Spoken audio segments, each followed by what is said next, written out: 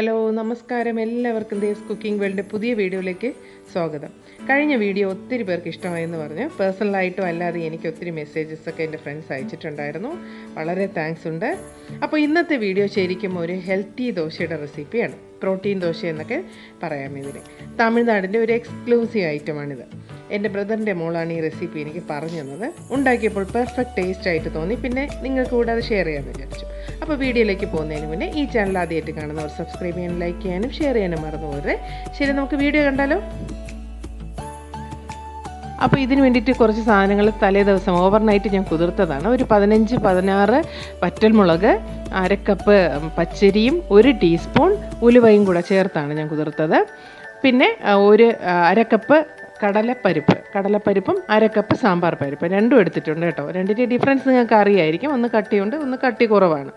പിന്നെ 1/2 കപ്പ് ഉഴുന്ന്. ഇത് ഇത്രയും 1/2 കപ്പ് അളവിലാണ് ഞാൻ എടുത്തത്. നിങ്ങൾക്ക് 2 ആൾക്കുണ്ടെങ്കിൽ നിങ്ങൾ 1/4 കപ്പ് വെച്ച് എടുത്താൽ മതി. ഇവിടെ ആൾ കൂടുതലായതുകൊണ്ടാണ് ഞാൻ ഇത്രയും എടുത്തത്.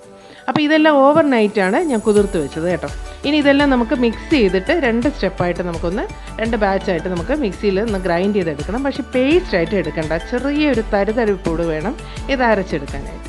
അപ്പോൾ ഞാൻ 2 സ്റ്റെപ്പായിട്ട് അരച്ചെടുക്കാൻ പോവുകയാണ്. ഞാൻ കാണിച്ചു തരാം. എന്നിട്ട് നമുക്ക് വെള്ളം കൂടെ ഒഴിച്ചു കൊടുക്കാം. നമുക്ക് ഇഡ്ഡലിയുടെ ഒരു ബാറ്ററാണ് ഇതിന് ആവശ്യം. ദോശയുടെ അത്രയും ലൂസ് കൺസിസ്റ്റൻസി വേണ്ട കേട്ടോ. ഒരു തിക്ക് ടെക്സ്ചർ വേണം.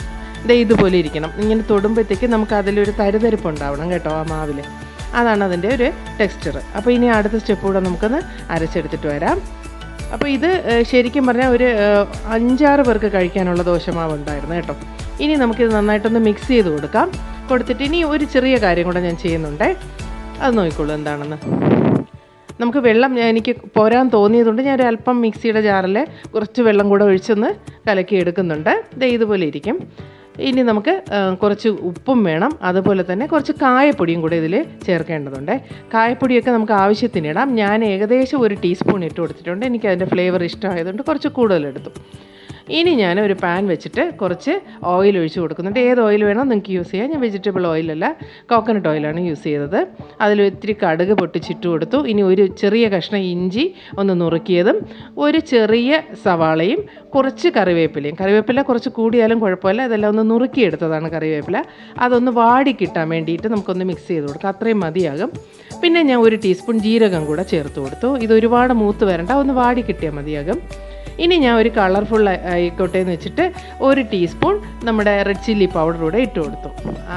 എന്നിട്ടും എനിക്ക് വലിയ എരിവൊന്നും തോന്നിയില്ല കേട്ടോ. ഞാനൊരു 15-16 മുളകും ഇട്ട് കൊടുത്തു, റെഡ് ചില്ലി പൗഡർ ഇട്ട് കൊടുത്തു. അതും കൂടി ഇതിലോട്ട് ചേർത്ത് നന്നായിട്ടൊന്ന് മിക്സ് ചെയ്യുന്നുണ്ട്. ഇതും കൂടെ ആകുമ്പോൾ ഒരു സ്പെഷ്യൽ ടേസ്റ്റാണ് ഈ ദോശയ്ക്ക്. ഇനി ചൂടായ ദോശക്കല്ലിലോട്ട് നമുക്ക് സാധാരണ ദോശ മാവ് ഒഴിക്കും പോലെ ഒഴിച്ചു കൊടുക്കുക. ഇത് ഇത്തിരി തിക്കായിരിക്കും, എന്നാലും സാരമില്ല. നമുക്കത് ഉടനെ തന്നെ മൊരിഞ്ഞ് കിട്ടും.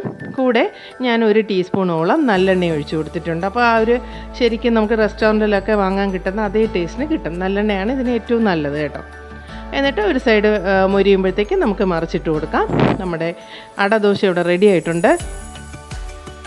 അപ്പോൾ ഫ്രണ്ട്സ്, ഒരു കാര്യം കൂടെ ഞാൻ വിട്ടുപോയി. ഇത് മാവ് അരച്ചെടുത്ത് ഉടനെ ചുടണം കേട്ടോ. നമുക്ക് ഒരുപാട് നേരം വെച്ചേക്കേണ്ട. ഉടനെ തന്നെ നമുക്കിങ്ങനെ ചുട്ട് എടുക്കാം കേട്ടോ. ഒരുപാട് പുളിക്കാനൊന്നും വെക്കേണ്ട കേട്ടോ. അത് പ്രത്യേകം ശ്രദ്ധിക്കണേ. അപ്പോൾ ഫ്രണ്ട്സ്, ഇന്നത്തെ എൻ്റെ ബ്രേക്ക്ഫാസ്റ്റ് ഇതായിരുന്നു. ശരിക്കും ഹെവിയാണ് കേട്ടോ. 2 എണ്ണം മതിയാകും, നമുക്ക് വയറ് ഫുള്ളാകും. അതുപോലെ ടേസ്റ്റിൻ്റെ കാര്യത്തിൽ ഞാൻ നേരത്തെ മെൻഷൻ ചെയ്ത പോലെ തന്നെ പെർഫെക്റ്റ് ആണ് കേട്ടോ. പിന്നെ പ്രോട്ടീൻ കൊണ്ട് റിച്ച് ആണ് ഇത്. നമ്മുടെ വീട്ടിൽ ആർക്കെങ്കിലും എന്തെങ്കിലും അസുഖമുള്ളവർക്കൊക്കെ, ഡയബറ്റീസൊക്കെ ഉള്ളവർക്ക് ഇത് തീർച്ചയായിട്ടും കൊടുക്കാം കേട്ടോ. നല്ലൊരു ദോശയാണ്. അപ്പോൾ ഇതിൻ്റെ ഹൈലൈറ്റ് എന്ന് പറഞ്ഞാൽ ഇതിന് ശരിക്കും ഒരു നല്ല വൈറ്റ് ചട്നിയും കൂടെ വേണം കേട്ടോ. സാധാരണ നിങ്ങൾ വീട്ടിലൊക്കെ ജിഞ്ചറൊക്കെ വെച്ചിട്ടുണ്ടാക്കൂലേ, ആ ചട്നി തന്നെയാണ്. അപ്പോൾ തീർച്ചയായിട്ടും ഫ്രണ്ട്സ്, നിങ്ങളൊന്ന് ട്രൈ ചെയ്തിട്ട് അഭിപ്രായങ്ങളൊക്കെ പറയുക. ഞാനും ഒന്ന് ടേസ്റ്റ് ചെയ്യാണ്, എങ്ങനെയാണെന്ന് നോക്കട്ടെ. അപ്പോൾ അടിപൊളി ടേസ്റ്റ് തന്നെയാണ് കേട്ടോ. നല്ല ടേസ്റ്റാണ്. ഇതുപോലുള്ള നല്ല വീഡിയോസിനായി ദേവ്സ് കുക്കിംഗ് വേൾഡ് സബ്സ്ക്രൈബ് ചെയ്യാൻ മറന്നു പോകരുത്. തൊട്ടടുത്ത് കാണുന്ന ബെല്ലൈക്കൺ കൂടെ പ്രസ് ചെയ്യുക. നല്ലൊരു വീഡിയോയുമായി വീണ്ടും കാണാം. Till then, good bye.